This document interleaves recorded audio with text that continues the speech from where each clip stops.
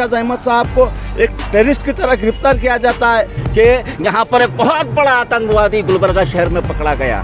धर्म संसद के नाम पर रखकर इंडिया को हिंदू राष्ट्र बनाने की खुल्लम खुल्ली बात भी कर रहे हैं। जो रेपिस्ट हैं उनको रिहा करें ना, उनको अरेस्ट करना चाहिए था मोदी सरकार। और मीडिया में ये बताया जा रहा है कि 14 लाख रुपए मिले हैं जिला अध्यक्ष के घर से और 12 मोबाइल जब्त हुए हैं, कई डॉक्यूमेंट जब्त हुए हैं। ऐसे ऐसे चीज़ें यहाँ पर मीडिया में इस तरह से पेश कर रहा है।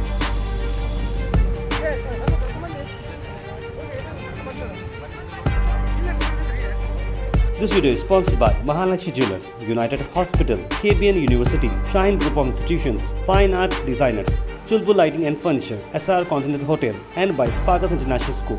आज इंडिया में दो कानून चल रहे हैं ऐसा लग रहा है, क्योंकि एक तरफ हम देखते हैं अदालत में एक आरएसएस का वर्कर यशवंत सिंडे एफिडेविट दिया है कि आरएसएस जब भी इलेक्शंस आते हैं बीजेपी को फ़ायदा पहुंचाने के लिए धमाके कराती है, कम्युनल राइट्स कराती है, बल्कि एक एफिडेविट दिया है और कहाँ करे है और कैसा कैसा करे उसका सबूत भी दिया है।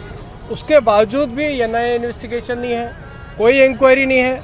और दूसरी तरफ धर्म संसद के नाम पर रखकर इंडिया को हिंदू राष्ट्र बनाने की खुल्लम खुल्ली बात भी कर रहे हैं। मुसलमानों के ऊपर जुल्म करना, मुसलमानों को डायरेक्ट वायलेंस करना बोल के डायरेक्ट बात कर रहे हैं। उसके बावजूद भी एनआईए इन्वेस्टिगेशन नहीं है, स्टेट इन्वेस्टिगेशन है, कोई इन्वेस्टिगेशन नहीं है। उसके अपोजिट में देखिए एक मुस्लिम ऑर्गेनाइजेशन जो इनका अगर हम एनआईए का अगर एफआईआर पढ़ेंगे तो ये क्या कर रहे हैं कि पॉपुलर फ्रंट ऑफ इंडिया के लीडर्स ऐसा करने वाले थे, ऐसा कर सकते हैं, ऐसा खाली एक सोच के ऊपर, एक आइडिया के ऊपर इनको ख्वाब गिरा था कि ऐसा करेंगे, बल्कि उसके ऊपर एनआईए इन्वेस्टिगेशन हुआ है और उसके ऊपर अरेस्ट भी हुआ है।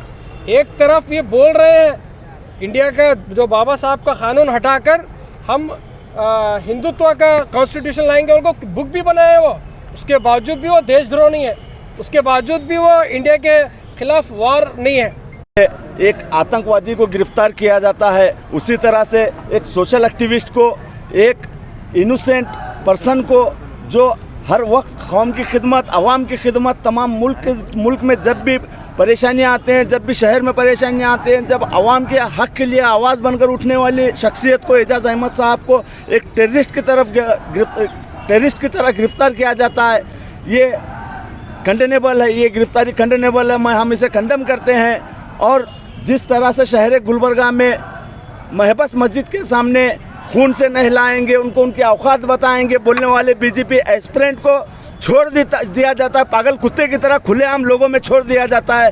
और जो हर वक्त पे अवाम की आवाज़ बनकर उठता है, ऐसे शख्स को एक टेररिस्ट की तरह गिरफ्तार किया जाता है। क्या गलती है पीएफआई के लीडर्स की, क्या गलती है पीएफआई की, क्यों पीएफआई को टारगेट किया जा रहा है? शहर गुलबर्गा ही नहीं बल्कि पूरे मुल्क की आवाम, पूरे मुल्क के सेकुलर जहन रखने वाले हिंदू भाई आज पीएफआई के साथ खड़े हैं। अगर देखिए जिस तरह से मोदी सरकार पीएफआई पे के जो हरकत की है, पीएफआई लीडर्स को अरेस्ट की है ईडी के ज़रिए और एनआईए के ज़रिए, ये दरअसल ये नाकामियों को छुपाने के लिए है। मोदी सरकार अपने जो नीतियां हैं उसको छुपाने के लिए ये हरकत कर रही है। उनको अगर अरेस्ट करना है, अगर उनको अरेस्ट करना था तो उन गुजरात के जो रेपिस्ट हैं उनको रिहा करें ना, उनको अरेस्ट करना चाहिए था मोदी सरकार। जो देश लूट के भागे हैं उनको अरेस्ट करना चाहिए था। ये पीएफआई एक ऑर्गेनाइजेशन ऐसी है जो संविधान के तहत चलती है ये ऑर्गेनाइजेशन, और जितने भी जो एक्टिविस्ट हैं, आज सरकार है ना अपने मुद्दों को छुपाने के लिए पॉलिटिकल एक्टिविस्ट को अरेस्ट कर रही है। शहर में 22 तारीख को सुबह 3 बजे 3:30 बजे यहाँ पर गुलबर्गा में पॉपुलर फ्रंट ऑफ इंडिया के एक जिम्मेदार को गिरफ्तार घर के अंदर रेड किया, जहाँ पर फैमिली थी, औरतें थे, बच्चे थे। उस वक्त जो है वहाँ पर पुलिस ने रेड कर वहाँ पर तकरीबन 9:30 बजे तक वो लोग वहाँ पर इंक्वायरी किए। बहुत सारे वहाँ पर जो अमाउंट थी उसमें जो शादी के लिए उनके सेविंग्स के अमाउंट जो थे वो अमाउंट को सीज़ किया गया और उनके मुख्तलिफ फैमिली मेम्बर्स, जितने भी फैमिली मेम्बर्स थे, उनके फैमिली मेम्बर्स के मोबाइलों को जब्त किया गया है। और मीडिया में ये बताया जा रहा है कि 14 लाख रुपए मिले हैं जिला अध्यक्ष के घर से और 12 मोबाइल जब्त हुए हैं, कई डॉक्यूमेंट जब्त हुए हैं। ऐसे ऐसे चीज़ें यहाँ पर मीडिया में इस तरह से पेश कर रहा है कि यहाँ पर एक बहुत बड़ा आतंकवादी गुलबर्गा शहर में पकड़ा गया। मैं ये कहना चाहता हूँ कि ये वही एजाज़ है जब लॉकडाउन कर गवर्नमेंट ने ये ऐलान कर दिया है कि कोई भी घर के बाहर नहीं निकलेंगे, कोई वहाँ पर उनका राशन का इंतज़ाम नहीं था, उनको खाने का इंतज़ाम नहीं था, वहाँ पर उनको मेडिकल का इंतज़ाम नहीं था, तमाम इंतज़ाम कुछ नहीं किए। अचानक लॉकडाउन करने के बाद उनका कोई पुरसाने हाल नहीं था। उस वक्त ऐसे कुछ तंजीमें हैं, मुख्तलिफ अलग अलग ऑर्गेनाइजेशन के तंजीमें थे जो पेश रहकर अवाम की खिदमत कर रहे थे। उसमें से एक शेख एजाज अली गुलबर्गे का एक नौजवान था जो वहाँ पर उन्होंने कुछ नहीं देखा और जाकर वहाँ पर उनको मदद करने का काम किया है। ऐसे नौजवानों को अगर ऐसा केसेस रजिस्टर करके अगर रात के 3 बजे जो एक अंधेरे में चोरों की तरह अंदर घुसकर जाकर वहाँ पर औरतें होते वहाँ पर एक दहशत का माहौल करके उनको गिरफ्तार कर मीडिया में इतना बड़ा पेश कर रहे हैं, ये अनकॉन्स्टिट्यूशनल है, अनडेमोक्रेटिक है। अनडेमोक्रेटिक इसलिए है, इस मुल्क में अगर हुकूमत अगर कोई ऐसी पॉलिसी अगर बनाती है, ऐसे कोई अगर लॉ अगर बनाते हैं तो हम खामोश नहीं पड़ सकते। यही तो हमारे पूरी दुनिया में सबसे बड़ा खूबसूरत हमारा देश का संविधान है, कॉन्स्टिट्यूशन ऑफ इंडिया है। बाबा साहब अम्बेडकर ने आर्टिकल 19 रखा।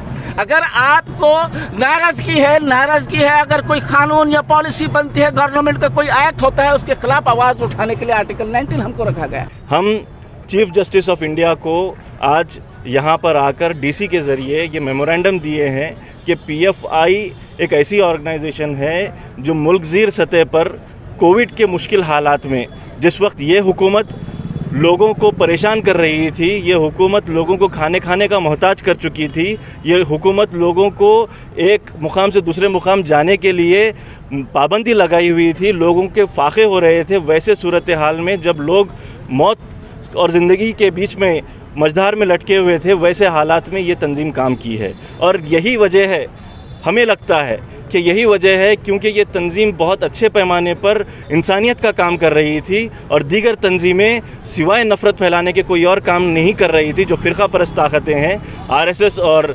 बजरंग दल, विश्व हिंदू परिषद जैसी तंजीमें, जो उस वक्त खामोश अपने अपने घरों में बैठे हुए थे, ये लोग काम कर रहे थे।